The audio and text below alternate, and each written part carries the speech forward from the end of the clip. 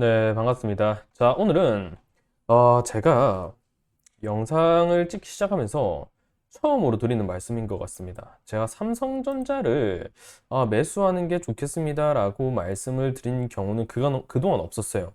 왜냐면 그동안 HBM의 좀 주도권이 형성되면서 제가 하이닉스의 좀 강점에 대해서는 부각을 드린 적이 많죠. 근데 삼성전자에 대해서는 제가 매수 의견을 제시드린 적이 단 한 번도 없었습니다. 근데 지금도 물론 뭐 하이닉스가 나빠 보이느냐? 그건 아닙니다. 지금도 저는 하이닉스가 아직까지는 반도체 HBM 시장에 있어서 주도성을 가지고 있다라고 보는 거는 이견이 없을 부분이고요. 그런데 지금 삼성전자를 왜 그런 말씀을 드리느냐라고 한다면 너무나 명확한 패턴이 확인되고 있기 때문에 그렇습니다. 어떤 패턴이느냐라고 한다면 일단은 추세 측면에서도 좀 볼 수 있을 것이고 수급이 1월 달과 4월 달 좀 어떻게 흘러갔느냐에 따라서도 좀 말씀을 드릴 수가 있을 것 같은데 일단은 기본적으로 좀 차트 관점에서 한번 말씀을 드려볼 수 있도록 하겠습니다. 자, 일단 2022년에 대세 하락장이 이제 러시아와 우크라이나의 좀 지정학적 리스크가 형성되고 난 이후 시점부터 지금 상당한 지금 우상향 기조를 좀 이어오고 있는 모습을 볼 수 있습니다. 정말 우리 증시가 회복세를 거듭 이어가는 과정에 맞춰서 삼성전자 역시도 변동성은 그동안 있었지만 상당히 그 추세 이격이 강하게 우상향으로 좀 뻗어가고 있는 모습을 확인할 수 있다라는 거죠. 이게 일봉상으로 본다라고 했을 때 이런 흐름으로도 볼 수 있는데 사실 이런 추세는 일봉보다는 뭐 주봉으로 보면 조금 더 심플하게 또 잘 보일 수 있습니다. 자, 제가 반도체에 대해서 좀 주목을 해야 된다라고 말씀을 드렸던 게 어느 시점이었나요? 2023년 하반기였습니다. 2023년 한 6월 부근부터 제가 좀 강조를 좀 드렸던 부분이죠. 이 부분부터 말씀을 좀 드렸는데 이때 제가 왜 말씀을 드렸었냐면 그 당시에 미 마이크론 테크놀로지가 어쨌든 실적을 어닝을 발표하기 시작하면서 이런 반도체 업황에 대한 저점론이 형성이 되고 그 시점부터 반도체 강세 포인트가 삼성은 아니었어요. 삼성은 비교적 좀 탄력이 떨어졌는데 뭐 하이닉스라던가 AI 그리고 HBM 관련주들 축으로 하여금 좀 강세가 유독 좀 깊게 형성이 된 부분이 있죠. 그런 흐름이 결국 엔비디아의 실적에서도 나왔던 것처럼 삼성전자는 아무래도 하이닉스의 일단 주도권이 HBM을 축으로 이탈되었기 때문에 그 당시에는 제가 최근까지도 삼성 살 바에는 지금은 하이닉스가 오히려 국민주 성격이 더 깊다라고 말씀을 드리면서 차라리 하이닉스로 가세요. 하이닉스가 낫습니다. HBM 결국에 이런 엔비디아와 TSMC 간의 연관관계를 고려하면 지금은 삼성보다 하이닉스입니다. 라고 말씀을 좀 많이 드렸죠. 그래서 그때부터 제가 한미반도체도 강조를 계속 드렸던 거였고요. 그런데 지금 시점 일단은 삼성전자도 HBM에 대해서 3E에 대해서 퀄 테스트가 들어간 시점이고 물론 이게 뭐 결국에는 엔비디아가 언젠가는 좀 받아들일 것이라고 생각을 하지만 굳이 하이닉스와의 연줄만 생각해서 이 엔비디아가 자국 기업의 이런 자기 기업의 이런 이익률, 마진율을 떨어뜨릴 필요는 없겠죠. 그래서 물 들어올 때 노를 젓기 위해서 삼성전자의 HBM3E도 결국 납품을 받겠지만 일단은 삼성전자의 그런 뭐 퀄 테스트 이력 이걸 떠나서 사실 HBM보다는 저는 CXL 측면으로 삼성전자의 강점이 조금 더 있다라고 좀 말씀을 드리는 겁니다. 물론 CXL 측면은 제가 다음 영상에서 또 다뤄드리겠지만 어쨌든 삼성전자가 지금 HBM으로 어찌되었든 이런 뭐 생산 공법이라던가 공정 이런 측면에 있어서 뭐 어쨌든 뭐 MUF를 도입하고 있는 하이닉스의 HBM이 수율적인 측면에서도 삼성보다 더 우세하다고 볼 수 있고 그리고 NCF 방법을 도입하고 있는 삼성전자의 이런 HBM 같은 경우에는 아직까지 이런 전력 효율이라던가 그런 측면에서 불완전한 모습이 많이 보이고 있기 때문에 HBM 측면에 삼성전자의 매출액이 늘어나고는 있지만 아직까지는 하이닉스를 HBM 강점으로 뛰어넘기는 어렵다라고 봐야 됩니다. 그런 측면에서 봤을 때 결국에 삼성전자는 다른 카드로 HBM과의 이런 격차를 하이닉스와의 격차를 좁히려고 시도를 할 수밖에 없다라는 거죠. 저는 그런 측면에서 삼성전자가 지난 30일에 있었던 일정도 그렇고 CXL 쪽으로 힘을 조금 더 주고 있다라고 보고 있는 부분이고 뭐 AMD와 층은 손잡는 모습을 보여주긴 했지만 AMD의 실적이 부진하게 나오면서 그 기대치 역시도 좀 꺾였기 때문에 지금은 어쨌든 디램 가격을 마이크론이 3분기부터 또 올린다라고 가정을 했을 때 그 삼성전자 역시도 주가의 모멘텀을 좀 탄력받기 위해서는 HBM이 아닌 CXL 쪽으로 좀 더 힘을 가능성을 하이닉스보다는 있는 부분이기 때문에 줄 수밖에 없다라는 측면을 우리가 가정을 둬야 된다라는 거죠. 어찌되었든 그런 강점이 삼성전자로 하여금 충분히 반도체 업황에 대해서 이런 기대치를 부각받을 수 있다라고 봤을 때 재료와 실적 측면은 어느 정도 고려가 돼 있다고 봐야 됩니다. 그러면 이제부터는 기술적 관점으로 무조건 들어갈 수밖에 없는 부분이겠죠. 예전 같았으면 삼성전자가 그런 뭐 기술적으로 접근할 종목은 아니었어요. 뭐 트레이딩 관점으로 차트를 체크하거나 그런 종목은 아니었습니다.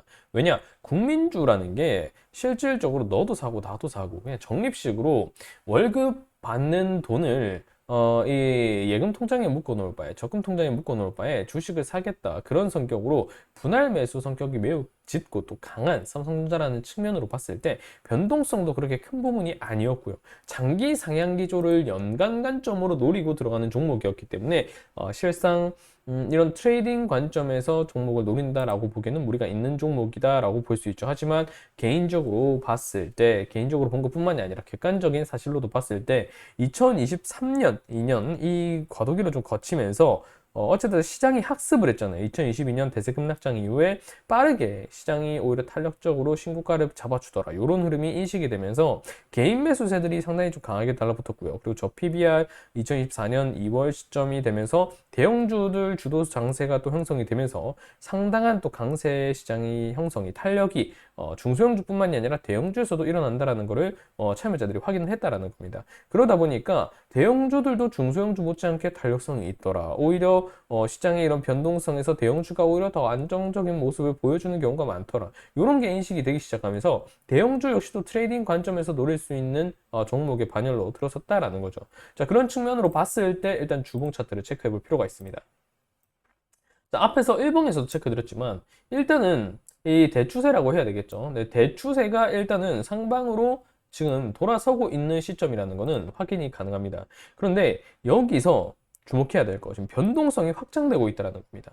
예전에는 이 위아래 탄력성이 그렇게 크지 않았어요. 네, 크지 않았습니다. 하지만 개인들이 시장을 학습하기 시작하면서 대형주주들의 주도성 그리고 반도체 업종의 주도성이 확인되기 시작하면서 그 이격과 스프레드가 벌어지는 모습이 어때요? 상당히 그 입이 크게 벌어지고 있는 모습이 보인다라는 거죠. 자, 이런 종목들 같은 경우에 대응은 어떻게 해요? 장기 추세 있다라고 하면 장기 추세 이탈선 깨지 않는 이상 윗구간 역시도 이격이 벌어진다라고 보고 목표 구간을 상향하면서 대응을 가져가야 됩니다. 그 중간중간 이런 파동에 맞춰서 추가 매수 역시도 좀 고려를 해야 될 부분이겠죠. 자, 어찌되었든 이런 과정에 있어서 지금 위치를 본다라고 하면 지금 이 저점을 이은 저점 추세선이 지금 상당히 장기 이평선과 함께 의미 있게 지금 맞물려 떨어지는 모습이 20주선을 기준으로 해서 변동 캔들 한두 개 고려하더라도 의식이 강하다라는 게 확인이 된다라는 겁니다.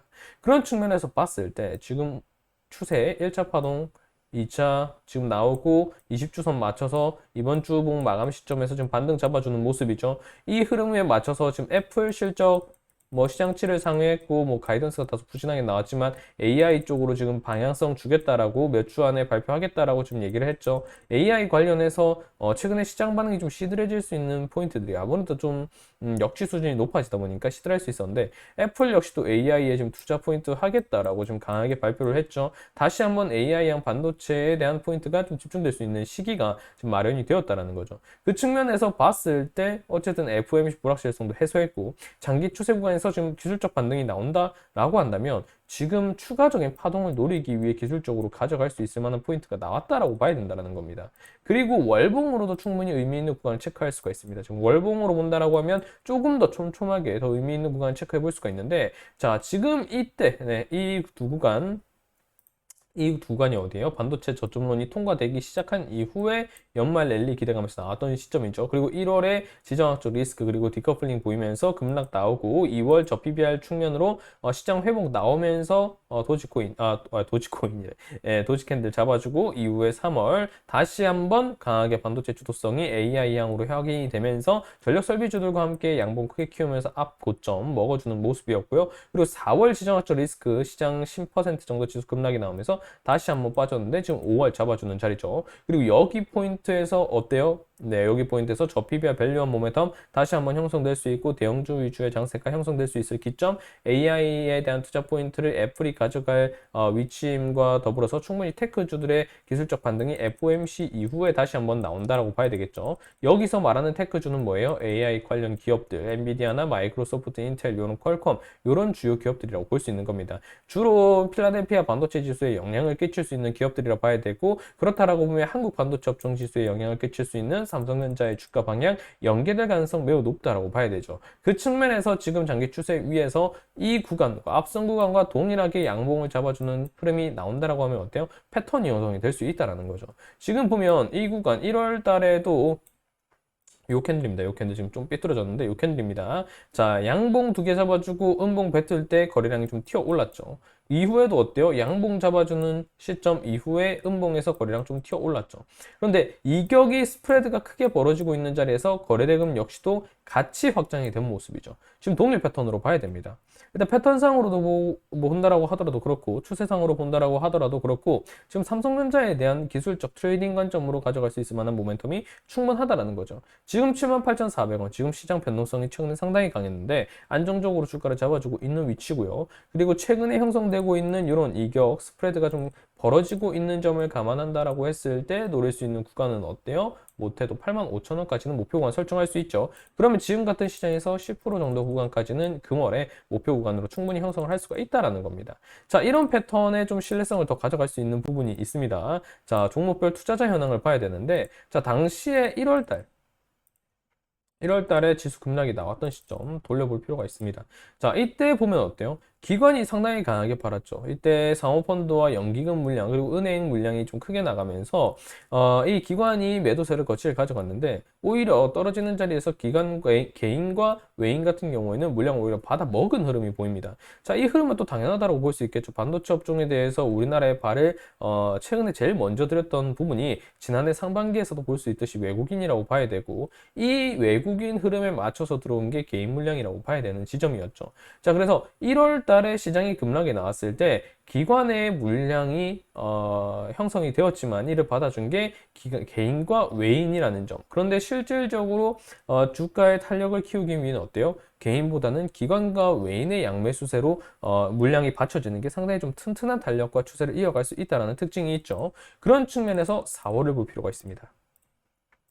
자, 4월도 마찬가지로 지수 급락이 10% 정도 가량 나왔죠. 그런데 지금 4월 된 시점에서 이런 수급 흐름을 보면 어때요? 자, 기관과 개인이 물량을 강하게 내려두었지만 이 흐름을 마찬가지로 외인이 잡아주는 모습이죠. 자, 외인이 잡아준다라는 것은 지금 시점 상당한 의미가 있습니다. 환율을 고려한 포인트도 물론 있을 수 있겠지만 어찌되었든 시장의 지금 키를 외인이 우리나라에 대해서 지난해 상반기에 들어왔던 주도성을 보여줬던 외인이라는 점을 감안했을 때 외국인 뭐 실명제 폐지되고 뭐 등록제 폐지되고 뭐 이랬다라고 하더라도 아직까지는 우리나라에 대한 시장 투심을 외인이 쥐고 있다라는 것은 우리가 간과할 수가 없다라는 겁니다.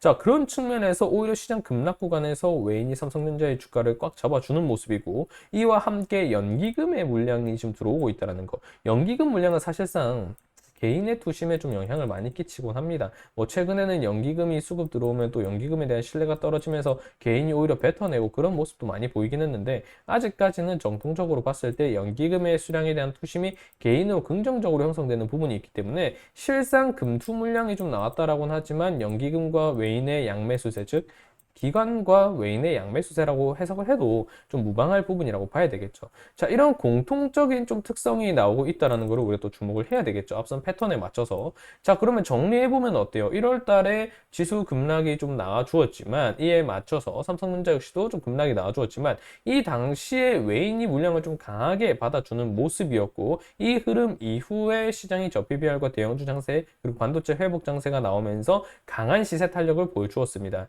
그리고 4월 달에도 마찬가지로 지정학적 리스크로 시장 급락이 나와주었지만 이때도 물량을 모두 외인이 받아주는 모습이었고요. 이 과정에서 장기 추세, 지금 시점 밸류원 모멘텀과 대형주 중심의 추세, 왜냐 변동성이 너무 크면 아무래도 중소형 메리트보다는 대형주의 안정성에 기인하는 측면이 큽니다. 그런 측면에서 봤을 때 지금의 월봉 시작점 상당히 좀 의미가 있다라고 봐야 된다라는 거죠. 자, 여러모로 지금 트레이딩 관점에서 접근해 볼 만한 삼성전자의 모멘텀과 포인트들이 나와 주었습니다. 또한 이 변동성 간 이격이 공격이 상당히 좀 크게 벌어지고 있는 자리이기 때문에 지금 자리에서 패턴이 만들어진다라고 보면 윗구간으로 10% 이상 노릴 수 있을 만한 포인트가 지금 같은 변동성 장세에서 충분히 나올 수 있다라고 봐야 되는 거죠. 자, 지금도 수급이 좀 잘 잡히고 있는 모습인데 이건 아무래도 뭐 CXL이라든가 반도체 업황에 대한 전반적인 기대치 그리고 전일 필라델피아 반도체 업종 지수의 영향도 있다라고 봐야 되는데 전반적으로 삼성전자가 옛날에는 국민주 성격으로 어찌되었든 뭐 적립식 포인트가 좀 강했던 종목이라고 한다면 이제는 이 패턴이 조금은 변화를 해서 이제는 트레이딩 관점으로도 노릴 수 있을 만한 포인트의 종목이 되었다라는 점 다시 한번 말씀드리면서 오늘 처음으로 삼성전자에 대한 매수 의견을 한번 좀 드려보게 되었습니다. 자, 영상이 도움이 되셨다면 좋아요와 구독 꼭 눌러주시고요. CXL 포인트에 대해서 오늘 좀 정리를 드렸는데 이에 대한 좀 상세 포인트는 제가 다음 영상에서 좀 준비를 해서 한번 말씀을 또 드려볼 수 있도록 하겠습니다. 자, 오늘 여기까지 인사드릴 수 있도록 하고요. 오늘 하루도 수고 많으셨습니다. 감사합니다.